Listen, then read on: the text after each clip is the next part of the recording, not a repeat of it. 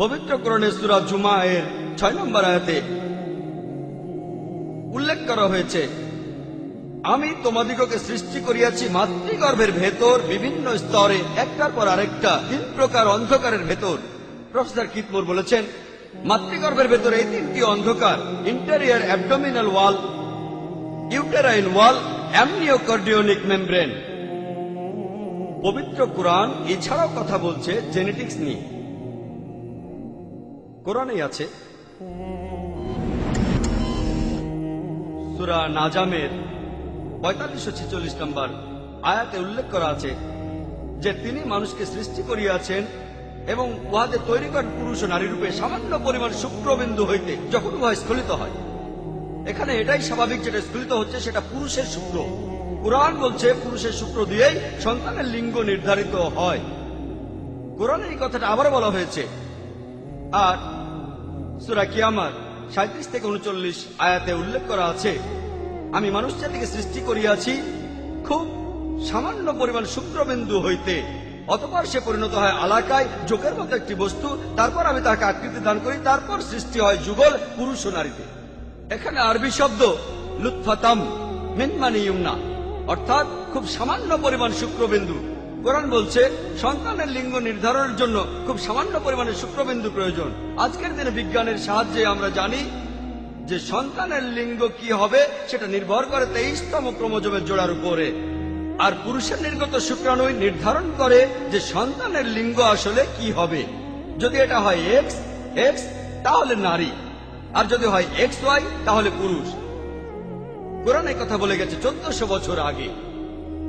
আমাদের সমাজে দেখবেন, বিশেষ করে ইন্ডিয়ার সমাজে, কারণটা আসলে তারাই ভালো বলতে পারবেন, মানুষ আশা করে তাদের ছেলে হবে। আর যদি কোন লোকের স্ত্রী, যদি সেই মহিলার কোনো মেয়ে হয়, এক্ষেত্রে মহিলার শাশুড়ি সেই মহিলাকে দোষ দেন। শাশুড়ি যদি এখানে কাউকে দোষ দিতে চায় তাহলে নিজের ছেলেকে দোষ দিতে হবে, ছেলের বউকে না। কারণ পবিত্র কোরআন আর বিজ্ঞান আমাদের বলে যে পুরুষের শুক্রাণু নির্ধারণ করে সন্তানের লিঙ্গ কি হবে, নারীর ডিম্বাণু নয়। পবিত্র কোরআন মানব ভ্রূণের বিভিন্ন স্তরের কথা একেবারে বিস্তারিত ভাবে বলেছে। সূরা মুমিনুনের 12-14 নম্বর আয়াতে বলা হয়েছে যে আমি তো মানুষকে সৃষ্টি করিয়াছি সামান্য মৃত্তিকার উপাদান হইতে, অতঃপর আমি উহাকে শুক্রাণু রূপে স্থাপন করি কারারিম মাকিনে, এক নিরাপদ আধারে। পরে উহাকে পরিণত করি আলাকে, যে বস্তুটা ঝুলে থাকে, জোকের মতো বস্তু। অতঃপর আলাককে পরিণত করি মুদ্গায়, চিবানো মাংসপিণ্ডের মতো। মুদ্গাকে পরিণত করি ইজামায়, অস্থি। তারপর এই অস্থি পঞ্জরকে ঢাকিয়ে দেই লাহেম দিয়ে, অর্থাৎ মাংস। অবশেষে উহাকে গড়িয়া তুলি অন্য এক সৃষ্টিরূপে। অতএব সর্বোত্তম স্রষ্টা আল্লাহ কত মহান। পবিত্র কোরআনে সূরা মুমিনুনের এই 12-14 নম্বর আয়াত মানব ভ্রূণের বিভিন্ন স্তর নিয়ে বিস্তারিত কথা বলেছে। প্রথমে বলা হচ্ছে আল্লাহ নুতফাকে রাখেন সামান্য পরিমাণ তরল পদার্থকে রাখেন কারারিম মাকিনে, এক নিরাপদ আধারে। আধুনিক প্রজননবিদ্যা বলে যে মানব শিশুর ভ্রূণকে মায়ের গর্ভে রক্ষা করে মায়ের মেরুদণ্ড আর পোস্টেরিয়র ওয়াল রক্ষা করে। প্রথমে রক্ষা করে ইন্টেরিয়র অ্যাবডোমিনাল ওয়াল, ইউটেরাইন ওয়াল আর অ্যামনিওকার্ডিওনিক মেমব্রেন, 3টি স্তরে। তারপর উহাকে পরিণত করি আলাকায়, জোকের মতো দেখতে বস্তু, যে বস্তুটা ঝুলে থাকে। এখানে আরবি শব্দ আলাকার 3টি অর্থ রয়েছে। যে বস্তুটা ঝুলে থাকে, জোকের মতো দেখতে বস্তু, আর একটা অর্থ হলো রক্তপিণ্ড। আলহামদুলিল্লাহ, এখানে 3টি অর্থকে প্রয়োগ করা যায়, কারণ প্রাথমিকভাবে মানব ভ্রূণ তার মায়ের জরায়ুর ভেতরে ঝুলে থাকে। একে দেখায় অনেকটা জোকের মতো, আর প্রফেসর মুর পরীক্ষা করে বলেছেন এটা ব্যবহার জোকের মতো। এই ভ্রূণ তখন রক্ত চষে মায়ের শরীর থেকে এই ভ্রূণ রক্ত আর খাদ্য গ্রহণ করে। আর এই পর্যায়ে যদি গর্ভপাত ঘটানো হয় তখন এই ভ্রূণকে দেখায় একটি রক্তপিণ্ডের মতো। তাহলে কোরআন একটি শব্দ দিয়ে 3টি অর্থ প্রকাশ করছে, আর 3টি প্রয়োগ করা যায়। কোরআনে এই আলাকা শব্দটার ব্যবহার করা হয়েছে সব মিলিয়ে 6 বার। 2 বার সূরা মুমিনুনের 12 নম্বর আয়াত থেকে 14 নম্বর আয়াতে, সূরা হাজের 5 নম্বর আয়াতে 1 বার, সূরা গাফিরের 67 নম্বর আয়াতে 1 বার, সূরা কিয়ামার 38 নম্বর আয়াতে 1 বার, সবশেষে একবার সূরা ইকরার 2 নম্বর আয়াতে উল্লেখ করা হয়েছে। সব মিলিয়ে 6 বার বলা হয়েছে। আগেকার দিনে সপ্তদশ শতাব্দীতে লোকেরা ভাবত যে শুক্রাণু এর মধ্যে খুব ছোট্ট একটা মানুষ থাকে। একটা ছোট্ট মানুষ শুক্রাণুর মাথার কাছে অবস্থান করে, যেটা পরবর্তীতে মায়ের জরায়ুর ভেতরে বড় হয়। এভাবেই মানব শিশু জন্ম নেয়। এই মতবাদ বিশ্বাস করতেন জন অ্যাডাম, যিনি পারফরমেশন থিওরির প্রবর্তক। পরে তারা দেখলো যে ডিম্বাণু আকারে শুক্রাণুর চেয়ে বড়। তখন ডিগ্রাফ ও অন্যান্য বিজ্ঞানীরা বললেন যে পুরুষের শুক্রাণু এই ক্ষুদ্র মানুষটাকে ঢেকে রাখে না, আসলে ডিম্বাণুর ভেতরে এই ক্ষুদ্র মানুষটা থাকে।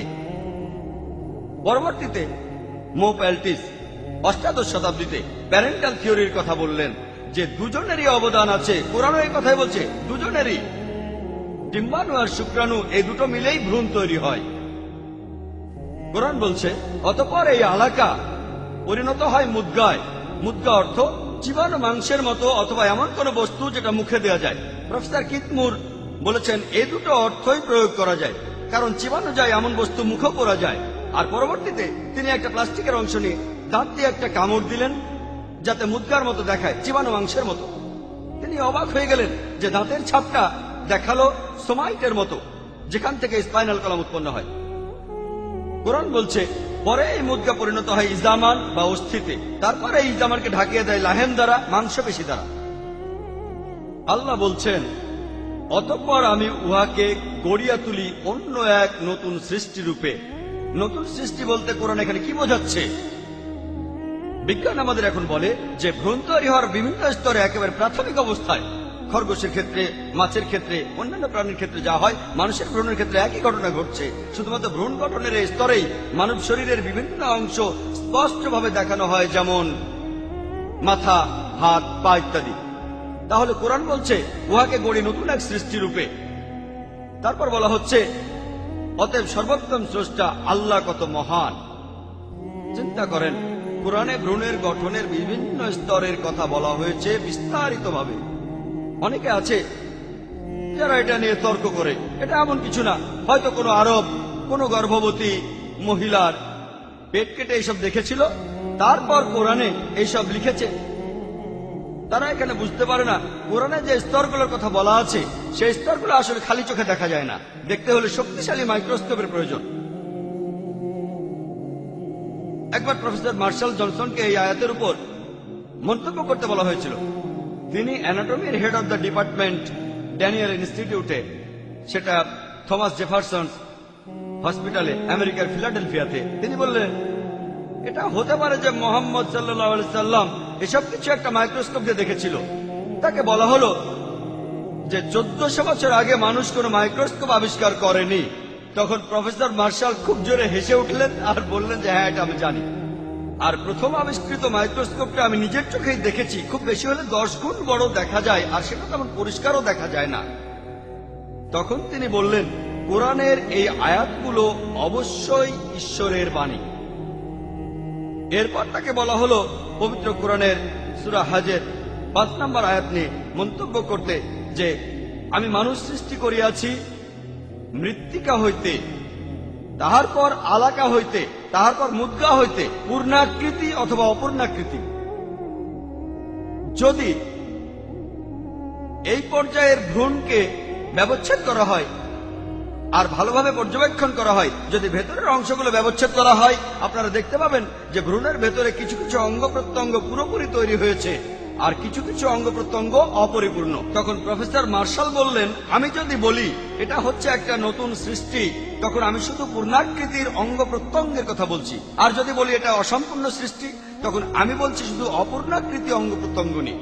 পবিত্র কোরআনের বর্ণনাটাই এখানে সবচেয়ে সুন্দর, যে পূর্ণাকৃতি এবং অপূর্ণাকৃতির অঙ্গ প্রত্যঙ্গ। কারণ কিছু অঙ্গ তৈরি হয়ে যায় আর কিছু তখনও তৈরি হয় না। কেউ বলে কিছু অঙ্গ তখন স্পষ্ট আর কিছু অঙ্গ তখনও স্পষ্ট নয়। প্রফেসর কিতমুর বলেছেন আজকের প্রজননবিদ্যার মধ্যে আমরা ভ্রূণ গঠনের বেশ কিছু স্তরের কথা বলেছি, কিন্তু এটা খুবই কঠিন। স্তরগুলো বোঝা খুবই কঠিন, কারণ এখানে প্রচুর স্তর রয়েছে। প্রথম স্তর, দ্বিতীয় স্তর, তৃতীয় স্তর। কোরআন আকৃতির উপর নির্ভর করে স্তরগুলো ভাগ করেছে। আর এই স্তরগুলো আধুনিক প্রজনন বিদ্যার স্তরগুলোর চাইতে অনেক সঠিক এবং সহজ। যদি প্রজননবিদরা কোরআনের স্তরগুলোকে বর্ণনা করেন, তাহলে তারা অনেক সহজে ভ্রূণের স্তরগুলোর বর্ণনা দিতে পারবেন। আধুনিক প্রজননবিদ্যার স্তরগুলো অনেক জটিল, প্রথম স্তর, দ্বিতীয় স্তর, তৃতীয় স্তর। পবিত্র কোরআনে সূরা আবাসার 19 নম্বর এবং 20 নম্বর আয়াতে আছে, তিনি মানুষকে সৃষ্টি করিয়াছেন সামান্য শুক্রবিন্দু হইতে, অতঃপর উহার জন্মগ্রহণের পথ সহজ করিয়া দেন। মানুষ অবাক হয়ে চিন্তা করে, সন্তান প্রসবের যে পথ, যেখানে খুব বেশি হলে 3-4টা আঙ্গুল যায়, সেখান থেকে সন্তান বের হয় কিভাবে? হাড়ের গঠনও খুব শক্ত, এখানে লিগামেন্ট রয়েছে, এটা কিভাবে সম্ভব? কোরআন বলছে আল্লাহ এই পথ সহজ করিয়া দেন। আর এখন আমরা জানতে পেরেছি যে এটা কিভাবে সম্ভব। ওভারি আর প্লেসেন্টা থেকে একটি রস নিঃসৃত হয়, যেটা পেলভিক জয়েন্টের লিগামেন্টকে ঢিলা করে দেয় আর সার্ভিক্সকে নরম করে।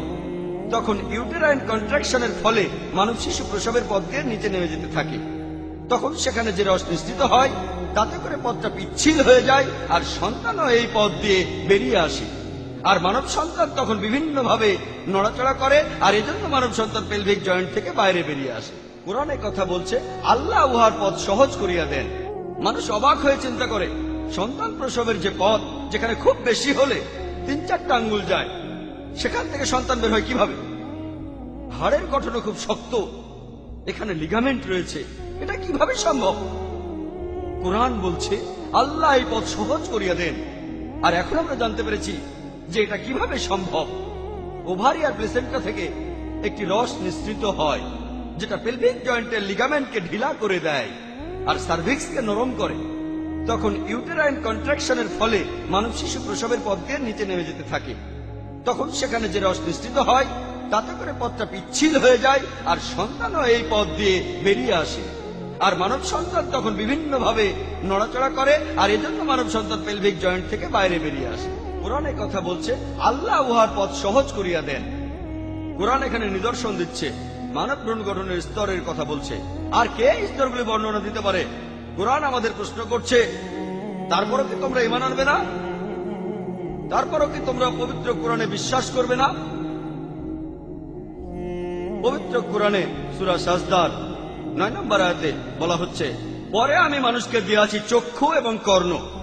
পবিত্র কোরআনে সূরা ইনসানের 2 নম্বর আয়াতে উল্লেখ করা হয়েছে, এজন্য আমি মানুষকে করিয়াছি শ্রবণ ও দৃষ্টি শক্তি সম্পন্ন। আজকের দিনে আমরা জানতে পেরেছি মানুষের যে ইন্দ্রিয়টা প্রথমে গঠিত হয়, সেটা হলো শ্রবণ ইন্দ্রিয়। কোরআন বলছে প্রথমে কান, তারপর চোখ। গর্ভে 5 মাস থাকার পর ভ্রূণের কান তৈরি হয়, পরবর্তীতে 7 মাস পার হওয়ার পর ভ্রূণের চোখ তৈরি হয়। চিন্তা করেন, কোরআনে কথা বলছে প্রথমে কান তৈরি হয়, তারপরে চোখ। প্রফেসর দুর্গা রাও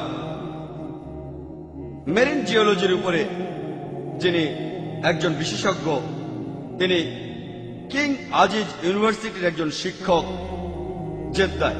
তাকে একবার কোরআনের আয়াত নিয়ে মন্তব্য করতে বলা হলো। সূরা নূরের 40 নম্বর আয়াতে যে কথাটা বলা আছে যে যাহারা কুফরি করে তাহাদের কর্ম গভীর সমুদ্র তলে অন্ধকার সদৃশ, যাহাকে আচ্ছন্ন করে তরঙ্গের উপর তরঙ্গ, যাহার ঊর্ধ্বে থাকে মেঘপুঞ্জ, সেই অন্ধকার পুঞ্জে থাকে স্তরের উপর স্তর, এমনকি সে হাত বাহির করিলে তাহা দেখিতে পাইবে না। আল্লাহ যাহাকে জ্যোতি দান করেন না, তাহার জন্য কোন জ্যোতিই নাই। প্রফেসর দুর্গা রাও তিনি বললেন, পবিত্র কোরআনের এই আয়াতে কোন সাধারণ সমুদ্রের কথা বলা হচ্ছে না, এখানে বলা হয়েছে গভীর সমুদ্রের কথা। আজকের দিনে বিভিন্ন প্রকার প্রযুক্তির সাহায্য, যেমন সাবমেরিন, আমরা জানতে পেরেছি যে সমুদ্রের নিচে অন্ধকার থাকে। আগে এটা জানতাম না, কারণ কোনো মানুষ যন্ত্রের সাহায্য ছাড়া 20 থেকে 30 মিটারের বেশি গভীরে সমুদ্রে নামতে পারে না। যদি কেউ যন্ত্র ছাড়া গভীরে যায়, সে মারা যাবে। আজকের দিনে আমরা জানতে পেরেছি বিভিন্ন প্রযুক্তির সাহায্যে যে সমুদ্রের নিচে অন্ধকার থাকে। প্রফেসর বললেন, এই অন্ধকার হওয়ার 2টো কারণ আছে।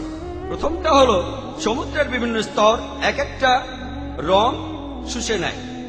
আমরা সবাই জানি যে আলোর 7টা রং আছে, আমরা স্কুলে পড়েছি সহজে মনে রাখার জন্য বেনিয়া সহ কলা, রংধনুর রং বেনিয়া সহ কলা, বে দিয়ে বেগুনি, নি দিয়ে নীল, আতে আসমানি, সতে সবুজ, হতে হলুদ, কতে কমলা, লাল, লা দিয়ে লাল, বেনিয়া সহ কলা, 7টা রং। প্রফেসর দুর্গারাও বললেন যে যখন আলো সমুদ্রের মধ্যে প্রবেশ করে প্রথম 15 থেকে 20 মিটারের মধ্যে সমুদ্র লাল রঙকে শুষে নেয়। যদি কোনো মানুষ যায় সমুদ্রের নিচে 30 মিটারের নিচে যায়, আর যদি কেটে যায়, যদি রক্ত পড়ে, তাহলে সে তার নিজের রক্তের লাল রংটা দেখতে পাবে না, কারণ সেই গভীরতায় লাল রং থাকে না। এরপরে 30 থেকে 50 মিটারের সমুদ্র শুষে নেয় কমলা রং, পরের 50 থেকে 100 মিটার হলুদ রংকে শুষে নেয়, সবুজ 100 থেকে 200 মিটারে, আর নীল রং 200 মিটারের পরে, এরপর বেগুনি আর আসমানি 200 মিটারের নিচে শুষে নেয়। তাহলে সমুদ্রের তলার অন্ধকারের কারণ সমুদ্রের বিভিন্ন স্তর আলো বিভিন্ন রংকে একে একে শুষে নেয়। আর এই অন্ধকারের দ্বিতীয় কারণটা হলো, প্রফেসর দুর্গারাও বলেছেন, এটা বিভিন্ন অন্তরায়ের কারণ। যেমন মেঘ, সূর্যের আলো যখন মেঘের উপর পড়ে, মেঘ সেই আলো শুষে নেয়, তাই মেঘের নিচের দিকে অন্ধকার থাকে। তারপর এই আলো ছড়িয়ে পড়ে, এই আলো যখন ছড়িয়ে পড়ে তখন সেটা সমুদ্রের পানির উপরে গিয়ে পড়ে, এটা দ্বিতীয় অন্তরায়। সমুদ্রের পানি এই আলোকে প্রতিফলিত করে। সমুদ্র স্রোতের উপরের পানি, এখানে যে আলোগুলো প্রতিফলিত হয় না সেগুলো সমুদ্রের ভেতর প্রবেশ করে। এ কারণে সমুদ্রের পানিতে 2 ধরনের স্তর রয়েছে, স্রোতের উপরের স্তর আর গভীরের স্তর। উপরের স্তরের পানি উষ্ণ এবং স্বচ্ছ, নিচের স্তরগুলো অন্ধকার। আর সমুদ্রের এই উপরের স্তর আর গভীরের স্তরের পানি, এই দুটো স্তরের পানি মধ্যবর্তী স্রোত দিয়ে আলাদা থাকে। আমরা আগে এটা জানতাম না যে মধ্যবর্তী স্রোত এটাকে আলাদা রাখে, আমরা শুধু উপরের স্রোতের কথা জানতাম। কিছুদিন আগে আমরা 20 শতাব্দীতে জানতে পেরেছি যে সমুদ্রের পানির ভেতরেও কিছু স্রোত থাকে, এটাকে বলা হয় মধ্যবর্তী স্রোত। এটা দিয়ে এই সমুদ্রের উপরের পানি আর নিচের পানি আলাদা করে রাখে। চিন্তা করেন, কোরআনে কথা বলেছে যারা কুফরি করে তাদের কাজকর্মগুলো আসলে গভীর সমুদ্রের নিচের অন্ধকারের মতো, তাকে আচ্ছন্ন করে তরঙ্গের উপর তরঙ্গ। তার অর্থ গভীরের স্তর আছে, মধ্যবর্তী স্রোত আছে, আর উপরের স্রোত রয়েছে। এরপরে আরো আছে, উপরে থাকে অন্ধকার মেঘ, মেঘ অন্তরায়ের কাজ করে। মেঘের মধ্যেও স্তর আছে, যদি কেউ তার হাত বের করে সে কিছুই দেখতে পাবে না। আল্লাহ যাকে জ্যোতি দান করেন শুধু সেই দেখতে পায়।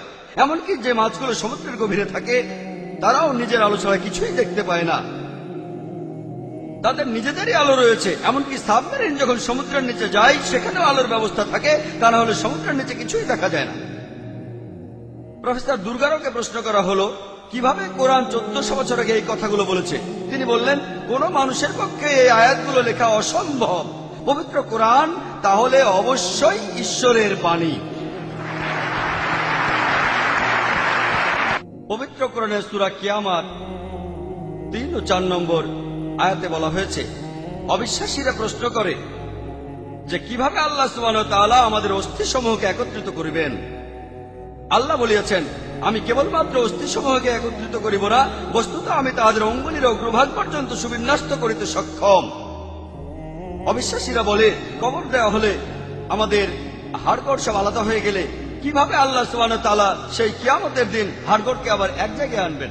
আল্লাহ বলেছেন, তিনি শুধুমাত্র হাড়গোড়কেই একত্রিত করবেন না, তিনি প্রত্যেক মানুষের আঙ্গুলের অগ্রভাগ পর্যন্ত সঠিকভাবে পুনর্বিন্যস্ত করবেন। এখানে মানুষের আঙ্গুলের ছাপের কথা বলা হচ্ছে, যেটা আবিষ্কার করেছেন স্যার ফ্রান্সিস গ্যালটন 1880 সালে। তিনি বলেছিলেন যে 2 জন মানুষের আঙ্গুলের ছাপ কোনো দিন কোনো সময় একই রকম হবে না। আর এজন্য পুলিশ, সিআইডি, সিআইএ, এফবিআই তারা অপরাধীদের ধরার জন্য আঙ্গুলের ছাপ পরীক্ষা করে। পবিত্র কোরআন এই কথা বলেছে 1400 বছর আগে। আল্লাহ শুধু হাড়গোড়কে একত্রিত করবেন না, তিনি প্রত্যেক মানুষের আঙ্গুলের অগ্রভাগ পর্যন্ত সঠিকভাবে পুনর্বিন্যস্ত করবেন। আল্লাহ সুবহানাহু ওয়া তাআলা প্রশ্ন করেছেন সূরা নিসার 82 নম্বর আয়াতে, বলেছেন, আফালা ইয়াদাব্বারুনা আল-কুরআন ওয়ালাউ কানা মিন ইনদি গায়রিল্লাহ লাওয়াজাদু ফি ইখতিলাফান কাসীরা। তবে কি তাহারা কোরআন সম্বন্ধে অনুধাবন করে না? তাহারা কি কোরআন সম্পর্কে এই সত্যটা বুঝিতে পারে না? যদি ইহা আল্লাহ ব্যতীত অন্য কাহার নিকট হইতে আসিত, তবে উহাতে অনেক অসঙ্গতি থাকিত, তাহা হইলে উহাতে অনেক অসামঞ্জস্য থাকিত। কোরআন আপনাদের সবাইকে চ্যালেঞ্জ করছে, এই হলো কোরআন শরীফ। যদি পারেন তাহলে মাত্র একটা সঙ্গতি খুঁজে বের করুন, যদি পারেন তাহলে এতে মাত্র একটি ভুল খুঁজে বের করুন। কোরআন সবাইকে চ্যালেঞ্জ করছে, ওপেন চ্যালেঞ্জ। কেন আপনারা কোরআনের সত্যটাকে বুঝতে পারছেন না? যদি এটা আল্লাহ ছাড়া অন্য কারো কাছ থেকে আসতো, তাহলে এতে অনেক অসঙ্গতি থাকতো। আমার বক্তৃতা শেষ করার আগে আমি প্রফেসর তাগাদা সনের কথা বলবো। আগেকার দিনে ডাক্তাররা ভাবত শুধুমাত্র ব্রেনের কারণে আমরা ব্যথা অনুভব করি। এখন আমরা জানি আমাদের চামড়ার নিচে কিছু রিসেপ্টর আছে, যেগুলোকে বলা হয় পেইন রিসেপ্টর। এগুলোর কারণে আমরা ব্যথা অনুভব করতে পারি। আর যখন কোন রোগী পুড়ে গেলে ডাক্তারের কাছে আসে, ডাক্তার একটা পিন নিয়ে পুরো জায়গায় খোঁচাতে থাকে। যদি রোগী ব্যথা অনুভব করে, ডাক্তার খুব খুশি হন। তার অর্থ শুধুমাত্র উপরে চামড়াটা পড়েছে, পেইন রিসেপ্টরের কোনো ক্ষতি হয়নি। যদি রোগী ব্যথা অনুভব না করে, পোড়াটা বেশ গভীর, পেইন রিসেপ্টর নষ্ট হয়ে গেছে। পবিত্র কোরআনে সূরা নিসার 56 নম্বর আয়াতে উল্লেখ করা আছে, যাহারা আমার আয়াতকে প্রত্যাখ্যান করে তাহাদিগকে আমি দোজখের অগ্নিতে দগ্ধ করিব, আর যখনই তাহাদের চর্ম এই অগ্নিতে দগ্ধ হইবে, তখনই উহার স্থলে নতুন চর্ম সৃষ্টি করিব, যাহাতে তারা শাস্তি ভোগ করে। কোরআন বলছে, যদি আপনার চামড়া দগ্ধ হয়, তাহলে আপনাকে নতুন চামড়া দেওয়া হবে, যাতে আপনি ব্যথা অনুভব করেন। তার অর্থ এই, আমাদের চামড়ায় একটা কিছু আছে যে কারণে আমরা ব্যথা অনুভব করি। বলা হচ্ছে পেইন রিসেপ্টরের কথা। প্রফেসর তাগাদা সন, যিনি থাইল্যান্ডের চিয়াংমাই ইউনিভার্সিটির অ্যানাটমি বিভাগের হেড অব দ্য ডিপার্টমেন্ট, এই আয়াতের অনুবাদটা তাকে দেওয়া হয়েছিল। তারপর তিনি পেইন রিসেপ্টর নিয়ে অনেক গবেষণা করেছিলেন। তিনি বললেন, এটা অসম্ভব যে এটা কোরআনে লেখা আছে। আমরা কিছুদিন আগে জানলাম, এটা কিভাবে সম্ভব? তিনি একথা মানলেন না। পরবর্তীতে পবিত্র কোরআন নিয়ে ভালোভাবে পড়লেন, কোরআন ভালোভাবে পরীক্ষা করলেন, তারপর একমত হলেন।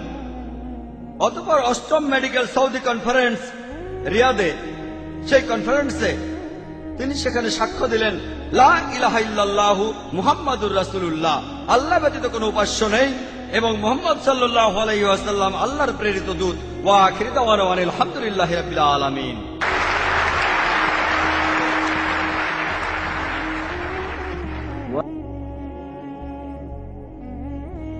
এখন শুরু হচ্ছে আমাদের প্রশ্নোত্তর পর্ব। এই প্রশ্নোত্তর পর্বকে সফল করার জন্য এই অল্প সময়ের মধ্যে সেটা করতে হবে। সেজন্য আমরা এখানে কিছু নিয়মকানুন মেনে চলব। আপনাদের প্রশ্নগুলো হবে আজকের অনুষ্ঠানের বিষয়বস্তুর উপর, কোরআন ও আধুনিক বিজ্ঞান পরস্পর বিরোধী না সামঞ্জস্যপূর্ণ। যেসব প্রশ্ন অপ্রাসঙ্গিক সেগুলোর উত্তর দেওয়া হবে না। দয়া করে আপনাদের প্রশ্নগুলো সংক্ষেপ আর সহজ করবেন। প্রশ্ন করার সময়ে আপনারা দয়া করে বক্তৃতা দেবেন না। একবারে আপনারা একটা প্রশ্ন করবেন। দ্বিতীয় প্রশ্ন করতে চাইলে আপনাকে তখন সবার পেছনে দাঁড়াতে হবে। তারপর আপনি আপনার দ্বিতীয় প্রশ্নটা করবেন। এখানে 3টা মাইক আছে, সেগুলো সামনেই আছে। 2টা আমার দুই পাশে, ডান পাশে একটা, বাম পাশে একটা। এই দুটো পুরুষদের জন্য। আর একটা মাইক রয়েছে মাঝখানে, সেখান থেকে মহিলারা প্রশ্ন করবেন।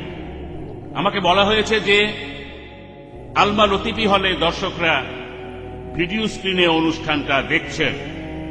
আমি তাদেরকে অনুরোধ করব, যদি তাদের কোনো প্রশ্ন থাকে তারা যেন এখানে আসেন। ভলান্টিয়াররা আপনাদের পাশেই আছেন সাহায্য করার জন্য।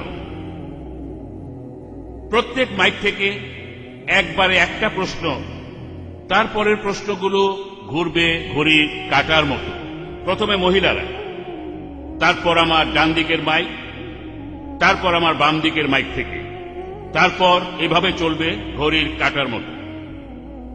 স্লিপে লেখা প্রশ্ন হবে, তারপর স্লিপ পাবেন ভলান্টিয়ারদের কাছে আপনাদের পাশেই।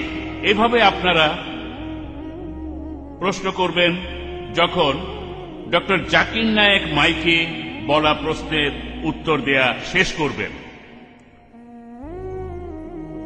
আজকের অনুষ্ঠান আমরা যাতে সফল করতে পারি, আমাদের এই অনুষ্ঠানটি শিক্ষণীয় আর উপভোগ্য করার জন্য আমরা প্রশ্নগুলি পরীক্ষা করে অপ্রাসঙ্গিক প্রশ্নগুলোকে বাদ দিয়ে দেব। আপনারা যাতে আপনাদের প্রশ্নের উত্তর পেয়ে সন্তুষ্ট হতে পারেন বক্তার উত্তর শুনে, দয়া করে আপনারা প্রশ্নটা করার আগে আপনার নাম ও পেশা বলুন, যাতে করে বক্তা আপনার প্রশ্নের উত্তরটা ভালোভাবে আপনাদের সামনে তুলে ধরতে পারেন। এখন আমাদের অনুষ্ঠানের প্রথম প্রশ্ন মহিলাদের মধ্য থেকে। আসসালামু আলাইকুম, আমার নাম কামরুন নাহার। আমি কুয়েতের দারুল কুরআনে চাকরি করি। বর্তমানে আমি অনুশক্তিনগরে আরবি ভাষা শেখাচ্ছি। আমার প্রশ্নটা হলো, পবিত্র কোরআনে উল্লেখ করা আছে যে আল্লাহ সুবহানাহু ওয়া তাআলার কাছে একদিন সমান আমাদের 1000 বছর, আর অন্য এক জায়গায় এই কথাটি বলা হয়েছে যে একদিন সমান 50,000 বছর। কোরআন কি এখানে পরস্পর বিরোধী কথা বলছে না? আপনি কি বলেন? বোন একটা প্রশ্ন করেছেন যে পবিত্র কোরআনে উল্লেখ করা আছে বেশ কিছু জায়গায় যে আল্লাহর কাছে একদিন হলো 1000 বছরের সমান, আরেক জায়গায় লেখা আছে যে আল্লাহর কাছে একদিন হলো 50,000 বছরের সমান। এই কথা কি পরস্পর বিরোধী? বোন, আপনি যে আয়াতের কথা বলেছেন সেগুলো পবিত্র কোরআনে আছে। সূরা আল হজের 47 নম্বর আয়াতে উল্লেখ করা আছে, আর এছাড়াও সূরা সাজদার 5 নম্বর আয়াতে উল্লেখ করা আছে। বলা হয়েছে যে তোমাদের প্রতিপালকের নিকট একদিন তোমাদের গণনার সহস্র বছরের সমান। এরপর সূরা মারিজের 4 নম্বর আয়াতে বলা হয়েছে যে আল্লাহ সুবহানাহু ওয়া তাআলার কাছে একদিন এটা আমাদের মানুষদের সময়ের হিসাবে 50,000 বছর। এই দুটো কথাকে কি পরস্পর বিরোধী বলা যায়? আসলে পবিত্র কোরআনের এই আয়াতগুলো যা বোঝাতে চাচ্ছে, একটা ধারণা দিচ্ছে যে আল্লাহ সুবহানাহু ওয়া তাআলার সময়ের সাথে আমাদের পার্থিব সময়কে তুলনা করা যায় না। আমাদের পার্থিব সময় হোক সেটা 1000 বছর বা 50,000 বছর বা লক্ষ লক্ষ বছর, এই পার্থিব সময়টা আল্লাহর কাছে মাত্র একদিন অথবা মাত্র 1 সেকেন্ডের সমান হতে পারে। এখানে আপনাকে একটা ধারণা দেয়া হচ্ছে যে আল্লাহ সুবহানাহু ওয়া তাআলার সময়ের সাথে আমাদের পার্থিব সময়কে তুলনা করা যায় না। তারপরেও যদি আয়াতগুলোর শব্দগত অর্থ ধরেন, সেখানেও একটা ব্যাখ্যা রয়েছে। এই আয়াতগুলোতে যে আরবি শব্দটা ব্যবহার করা হয়েছে সেটা ইয়াম। এই শব্দটা দুটো আলাদা অর্থ আছে। ইয়ামের একটা অর্থ হলো দিন বা সময়কাল, অন্যটা যুগ বা লম্বা সময়। তাই আপনি যদি কোরআনে সূরা সাজদার 5 নম্বর আয়াতটি ভালো মতো পড়েন, বলা হয়েছে যে তিনি সমুদায় বিষয়সমূহ পরিচালনা করেন, আকাশ হইতে পৃথিবী পর্যন্ত। অতঃপর একদিন সমস্ত কিছুই তাহার সমীপে সমর্থিত হইবে, যেদিনের পরিমাণ হইবে তোমাদের হিসাবে সহস্র বছর। যদি এই শব্দটা সঠিক অনুবাদ করেন, ইয়াম মানে সময়কাল, কথাটা দাঁড়াবে আল্লাহ আকাশ ও পৃথিবীর সবকিছু পরিচালনা করেন, আর সবকিছুই তাহার কাছে যাবে একটি সময়কালে, যে সময়টা তোমাদের হিসাবে 1000 বছর। আর সূরা মাজিদের 4 নম্বর আয়াতে এই কথাটা বলা হয়েছে যে রূহ এবং ফেরেশতা আল্লাহর দিকে ঊর্ধ্বগামী হয় এমন একদিনে যাহার পরিমাণ পার্থিব সময়ের হিসাবে 50,000 বছর। যদি আয়াতটা সঠিক অনুবাদ করেন, ইয়াম মানে সময়কাল, কথাটা দাঁড়াবে যে রূহ এবং ফেরেশতা তারা আল্লাহ সুবহানাহু ওয়া তাআলার কাছে পৌঁছায় একটা সময়কালে যেটা 50,000 বছরের সমান। পবিত্র কোরআন দুটো আলাদা সময়ের কথা বলেছে, তাই এখানে পরস্পর বিরোধী কিছু নেই। যেমন ধরেন আমি বললাম যে আমার এখান থেকে ওয়াশিতে যেতে 1 ঘন্টা সময় লাগবে, এই জায়গা থেকে ওয়াশিতে যেতে আমার সময় লাগবে 1 ঘন্টা। আর তারপর বললাম যে এই জায়গা থেকে শ্রীনগর যেতে আমার সময় লাগবে 50 ঘন্টা। 50 ঘন্টা এটা পরস্পর বিরোধী না, কারণ দুটোই আলাদা সময়কাল। তাই এক আয়াতে কোরআন বলছে যে সময়কালের মধ্যে সমস্ত রূহ এবং ফেরেশতা আল্লাহ সুবহানাহু ওয়া তাআলার দিকে ঊর্ধ্বগামী হয়, সেটা পার্থিব সময়ের হিসেবে 50,000 বছরের সমান। আরেকটা আয়াত বলছে যে সময়কালের মধ্যে সবকিছু আল্লাহ সুবহানাহু ওয়া তাআলার কাছে সমর্থিত হয়, সেটা 1000 বছরের সমান। এটা পরস্পর বিরোধী নয়। আশা করি উত্তরটা পেয়েছেন। আসসালামু আলাইকুম জাকির ভাই, আমার নাম শাকির, মেকানিক্যাল ইঞ্জিনিয়ারিং এর ছাত্র। আপনাকে একটা প্রশ্ন করতে চাই যে কিভাবে একজন নাস্তিকের কাছে প্রমাণ করবেন বৈজ্ঞানিকভাবে যে একজন সৃষ্টিকর্তা আছেন? ভাই একটা প্রশ্ন করেছেন যে কি করে আমি বৈজ্ঞানিকভাবে প্রমাণ করব যে একজন সৃষ্টিকর্তা আছেন, আল্লাহ সুবহানাহু ওয়া তাআলা আছেন। বিশেষ করে একজন নাস্তিকের কাছে, যে কোনো ঈশ্বরকেই বিশ্বাস করে না, আমি প্রথমে যে কাজটা করব সেটা হলো আমি সেই নাস্তিককে অভিনন্দন জানাবো। কেন বলতে পারেন? আমাদের আশেপাশে দেখেন, উনি একজন হিন্দু কারণ উনার বাবা হিন্দু, উনি একজন খ্রিস্টান কারণ উনার বাবা খ্রিস্টান, আর উনি হলেন মুসলিম কারণ উনার বাবা ছিলেন মুসলিম। এই নাস্তিক যদিও জন্মের সময় তার একটা ধর্মীয় পরিচয় ছিল, সে কোন রকম নকল ঈশ্বরে বিশ্বাস করে না। তার বাবা মা যে ঈশ্বরে বিশ্বাস করে, তাই সে ঈশ্বরে বিশ্বাস করে না। আমি তাকে অভিনন্দন জানাচ্ছি কারণ সেই নাস্তিক লোকটা শাহাদার প্রথম অংশটা মেনে নিয়েছে। ইসলামিক ধর্মমতের প্রথম অংশ লা ইলাহা, কোথাও কোনো ঈশ্বর নেই। এখন আমি যেটা করব, প্রমাণ করব ইল্লাল্লাহ, আল্লাহ ছাড়া, সেটা আমি করবো ইনশাল্লাহ।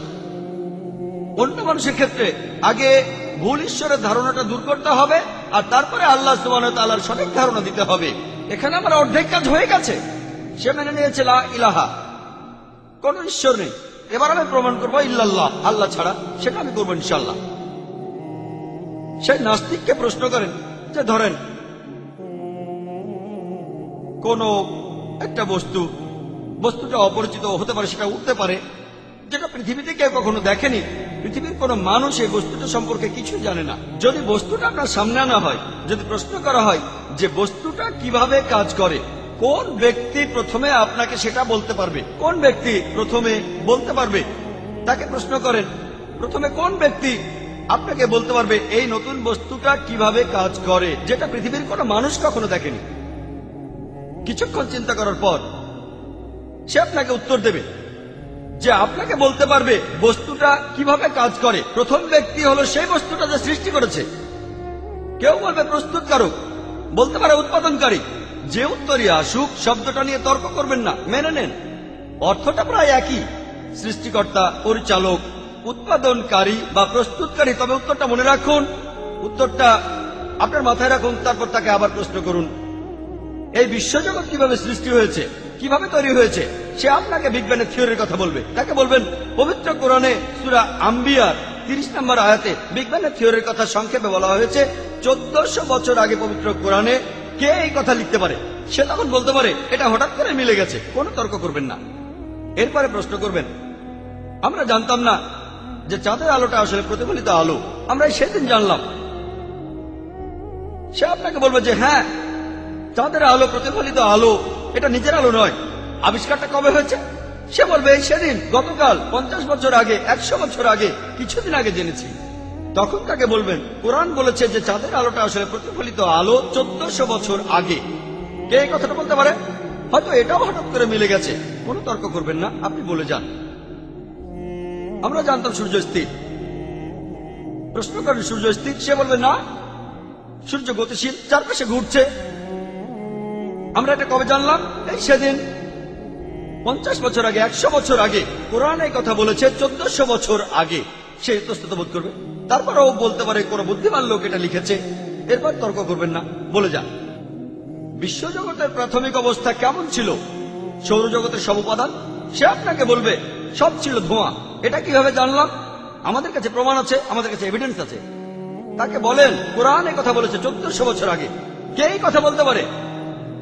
সে ইতস্তত করবে। তার উত্তরের জন্য অপেক্ষা করবেন না, বলে যান একটার পর একটা প্রশ্ন করতে থাকুন। আমি যেভাবে বললাম এভাবে একটার পর একটা প্রশ্ন করে যান যে পানিচক্র এ সম্পর্কে কবে জেনেছি? কোরআন এটা 1400 বছর আগে বলেছে। পৃথিবীর সব জীবজন্তু পানি থেকে সৃষ্টি হয়েছে। এ কথা কে বলতে পারে? কোরআন উদ্ভিদবিদ্যা নিয়েও কথা বলেছে, পুরুষ এবং নারী। কে কথা বলতে পারে? এভাবে একটার পর একটা বলেন আর প্রশ্ন করেন কে কথা লিখতে পারে। এরপর তাকে বলেন একটা থিওরি আছে যার নাম থিওরি অফ প্রবাবিলিটি। ধরুন আপনার সামনে দুটো পথ আছে, তার একটা হলো সঠিক। এখন আপনি সঠিক পথটা বেছে নেবেন, তার সম্ভাবনা একেবারে আন্দাজে সেটা 1/2। ধরুন আমি একটা পয়সা টস করলাম, হেড করতে পারে অথবা টেইল। আমি ঠিক বলবো তার সম্ভাবনা 1/2। যদি 2 বার টস করি, আমি যে 2 বারই ঠিক মতো বলতে পারবো তার সম্ভাবনা 1/2 গুণ 1/2 অর্থাৎ 1/4, 25% সম্ভাবনা। যদি 3 বার টস করি 3 বারই ঠিক বলবো, তার সম্ভাবনা 1/2 গুণ 1/2 গুণ 1/2 সমান 1/8, 12.5%। একটা ছক্কার 6টা দিক থাকে। যদি একটা ছক্কা ছুঁড়ে দেই, আমি ঠিক মতো বলবো তার সম্ভাবনা হলো 1/6। যদি আমি 2 বার ছুঁড়ি, 2 বারই ঠিক বলতে পারবো তার সম্ভাবনা 1/6 গুণ 1/6, 1/36। এটাকে বলা হয় থিওরি অফ প্রবাবিলিটি। যদি ছক্কাটা 2 বার ছুঁড়ি, তারপর পয়সা টস করি, 3 বারই ঠিক বলবো, সেটা 1/6 গুণ 1/6 গুণ 1/2, অর্থাৎ 1/72। আপনি তাকে বলবেন সম্ভাবনার কথা। যদি প্রশ্ন করা হয় পৃথিবীর আকার কেমন, অনেক উত্তর হতে পারে। কেউ বলবে সমতল, কেউ বলবে ত্রিকোণা, কেউ বলবে ষড়ভুজের মতো, কেউ বলবে একটা পঞ্চভুজ, কেউ বলবে সপ্তভুজ, কেউ বলবে বর্গাকার। ধরেন সব মিলিয়ে 10টা আকার আছে। কেউ বলবে গোলাকার বা বর্তুলাকার। এখন কেউ আন্দাজে ঠিক মতো বলতে পারবে তার সম্ভাবনা হলো 1/10। চাঁদের যে আলোটা, সেটা প্রতিফলিত আলো হতে পারে, আবার নিজের আলো হতে পারে। কেউ আবারও আন্দাজে এটা ঠিকভাবে বলবে সেটার সম্ভাবনা হলো 1/2। এখন এই দুটোই পৃথিবীর আকার আর চাঁদের আলো, আসলে প্রতিফলিত আলো, কেউ আন্দাজে বলবে আর ঠিক মতো মিলে যাবে, তার সম্ভাবনা 1/10 গুণ 1/2 সমান 1/20। পৃথিবীর জীবজন্তু কি দিয়ে তৈরি? কেউ বলতে পারে বালি, কেউ বলবে পাথর, কেউ বা বলবে অ্যালুমিনিয়াম, কেউ বলবে আবার সোনা। ধরেন 1000টা উপাদানের নাম বলবে। কেউ হয়তো বলবে পানি, আবার কেউ বলবে রূপা। 1000টা উপাদান, এখানে কেউ আন্দাজে উত্তরটা দেবে, সেটা ঠিক হবে তার সম্ভাবনা এই থিওরি অনুযায়ী 1/1000। এই তিনটাই ঠিক হবে তার সম্ভাবনা। পৃথিবী বর্তুলাকার, চাঁদের আলো প্রতিফলিত আলো, আর সব জীবজন্তু পানি দিয়ে তৈরি, তার সম্ভাবনা সেটা হবে 1/10 গুণ 1/2 গুণ 1/1000। এটা তখন হবে 1/20,000, 0.005%। পবিত্র কোরআনে 1000-এরও বেশি আয়াতে বিজ্ঞান সম্পর্কে বলা হয়েছে। 3টা ক্ষেত্রে এই সম্ভাবনাটা 0.005%। আপনি যদি প্রবাবিলিটি থিওরি দিয়ে সবগুলো আয়াতের কথাকে বিচার করেন, উত্তরটা দাঁড়াবে প্রায় শূন্যের কাছাকাছি। থিওরি অনুযায়ী 1/10⁻50, এটা তখন শূন্যের কাছাকাছি। তখন আপনি সেই নাস্তিককে প্রশ্ন করবেন, কে এই কথাগুলো লিখতে পারে? এখানে শুধু একটাই উত্তর দেয়া যায়। প্রথম উত্তরটা সৃষ্টিকর্তা, প্রস্তুতকারক, যিনি এই সবকিছু তৈরি করেছেন। এই উত্তর ছাড়া এখানে আর কোনো উত্তর নেই। বিজ্ঞান আজকের দিনে যেটা করছে, আসলে বিজ্ঞান ঈশ্বরকে বাতিল করছে না, ঈশ্বরের কিছু ধারণাকে বাতিল করছে। লা ইলাহা ইল্লাল্লাহ, বিজ্ঞান ঈশ্বরকে বাতিল করছে না, কিছু ধারণাকে বাতিল করছে। আশা করি উত্তরটা পেয়েছেন।